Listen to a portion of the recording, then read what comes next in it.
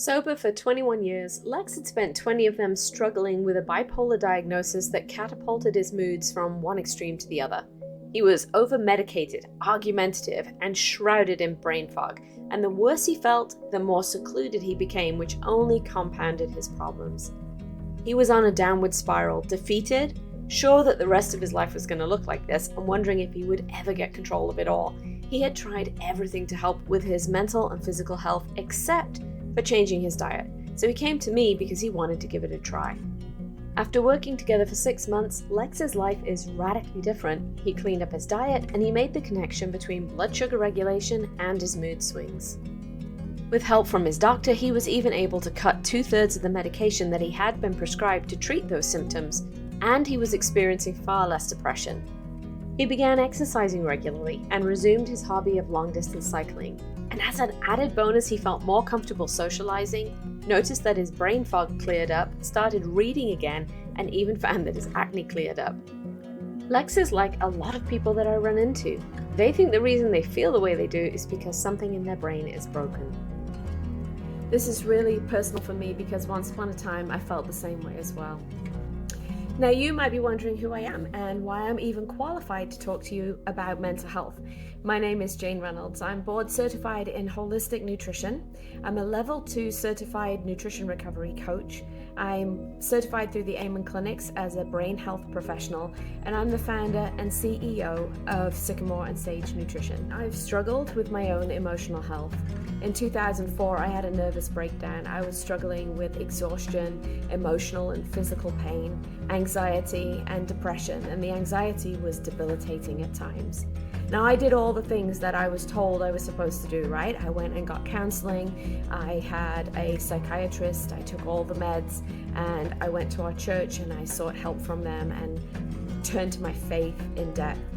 But it didn't resolve the issues, and I fell into the trap of believing 3 common myths that everyone believes about mental health. However, on my healing journey, I have discovered the secret sauce for feeling patient, calm, courageous, and connected, and have spent the last 3 years helping other individuals do the same thing by getting to the root of their emotional issues and teaching them to feed their starving brain. And I'm here to help you do the same thing too. So what are the 3 lies that we commonly believe about our mental health? We believe that therapy and drugs are our only options when it comes to supporting our mental health. I know this lie well because it's one I believed for a really long time. In 1997, I started having trouble with anxiety and I didn't understand what was going on with my mind. So I did what you do. I went to see my doctor and he referred me to a psychiatrist who prescribed me an antidepressant and then eventually put me on benzos. But it didn't help the problem, and by 2004, I was having these anxiety attacks 3 and 4 times a day, and they were lasting for up to an hour at a time. I had no idea what was going on, but I lived in this perpetual state of fear. I thought I was crazy, I thought I was a hopeless cause, and I thought my brain was broken, but it turned out I thought wrong. When I started seeing a psychiatrist, no one talked to me about my diet, my gut health, how my hormones were working, or how my thyroid functioned. His job as a psychiatrist was to help manage my medications and mitigate any side effects that I was having from them. He wasn't there to help me get to the root cause of why I was feeling the way that I felt.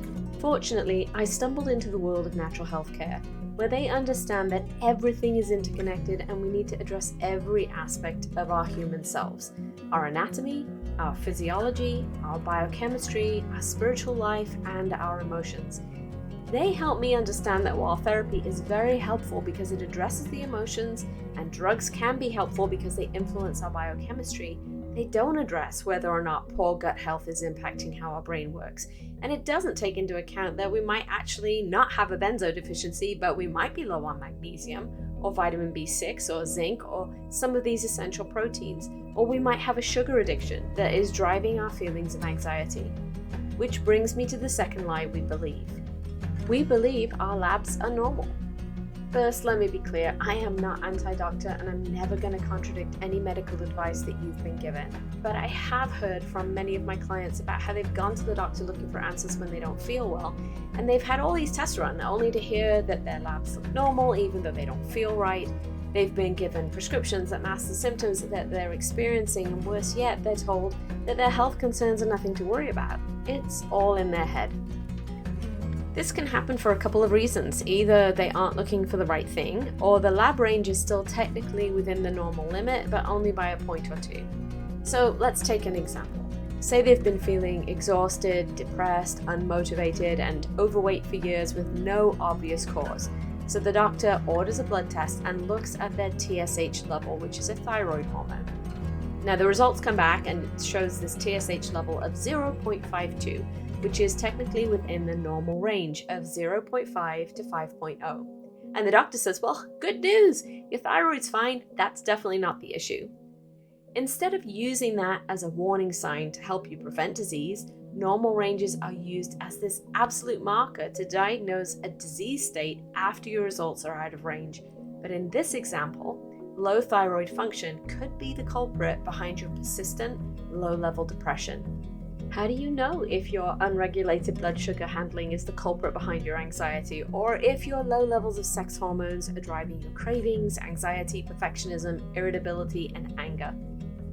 I look at those reference ranges differently. I can evaluate your standard doctor-ordered labs to look for patterns that show me when you might be trending in the wrong direction.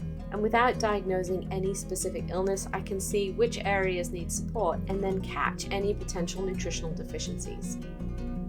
And then the third lie we believe is that whatever we eat has no impact on our mental health. There is so much misinformation in the world about which foods are clean and healthy and beneficial for your brain, and we are easily influenced by fad diets and diets that work for our friends, but we never stop to ask whether or not a diet actually works for our own personal biochemistry. Food sensitivities are one of the many reasons that diet impacts mental and physical health, and these happen when your body has an immune response to the proteins in your food.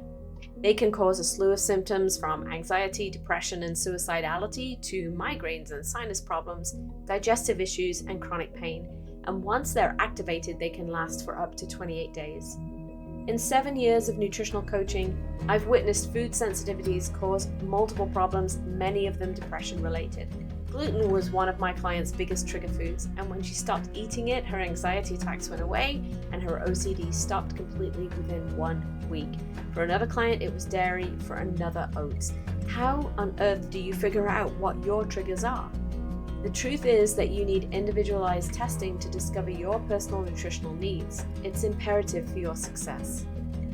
But the biggest lie you're telling yourself is that mental health is all in your head. But it's not. It's a symptom of poor gut health and inadequate nutrition and poor blood flow and our toxic environments and subpar hormones and the physical and mental trauma that we've been through. It's the symptoms of all those things that are going on in your life that you keep ignoring. It's the diet that you're going to start another day. It is the exercise that you maybe are going to start maybe tomorrow. Today, you have a choice. You can live with those persistent feelings of melancholy, worry, and overwhelm. You can spend a lifetime trying to drown out your emotions with wine and chocolate and medication. You can keep eating the foods that trash your physical and mental health. And you can stick your head in the sand and ignore your growing list of health concerns. Or you can take action and you can get the results that you've been searching for. If you take nothing else away from our time together today, know that you are worth investing in yourself. You are worthy of transformation, you're worthy of self-confidence, you're worthy of loving yourself, and you are worthy of living your life feeling great inside and out. Recently, Lex said, if you'd have told me 8 months ago that my eating choices were affecting my mood, I would have told you were full of it. But in my last 6 months, I've figured out that my sugar addiction was the biggest thing driving my highs and lows, and learning about the connection between food and mood has been an educational eye-opener. I've always been high-strung, but now I'm a lot more mellow. Just ask my wife, and I'm not picking fights with her as much. I have more self-control, I'm not as angry, and I don't have highs and lows like I did before. Before I met you, I would read articles, but I couldn't pull it all together. I needed to work with you, so I had an organized plan. I wish I could show people how I used to be and how I am today, because they wouldn't have any doubts about signing up to work with you. If you feel like Lex did before he came to see me, in a total mess because you've been throwing spaghetti at the wall to see what sticks but you don't know what's working and what isn't, I invite you to sign up for my Amino Balance Plus assessment to see whether or not private coaching is the right fit for you.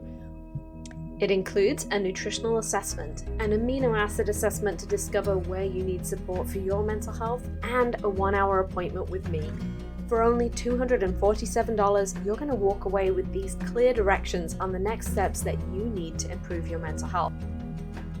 I'm here to help you filter out the noise and to create a program that's designed specifically for your unique needs. This is going to do a couple of things. It's going to help save you time, reduce confusion, and make sure that the choices you make are going to really benefit your health. Everything we do together is personalized for you, and no other program out there uses nutrition to help you like this with your mental health. Now, you don't have to do this on your own. There are 2 ways that you can work with me, either with private coaching or with my group coaching program. To get started, you can either use the Amino Balance Assessment link that is case sensitive and on your screen right now, or you can give me a call at the office at 480-508-1318.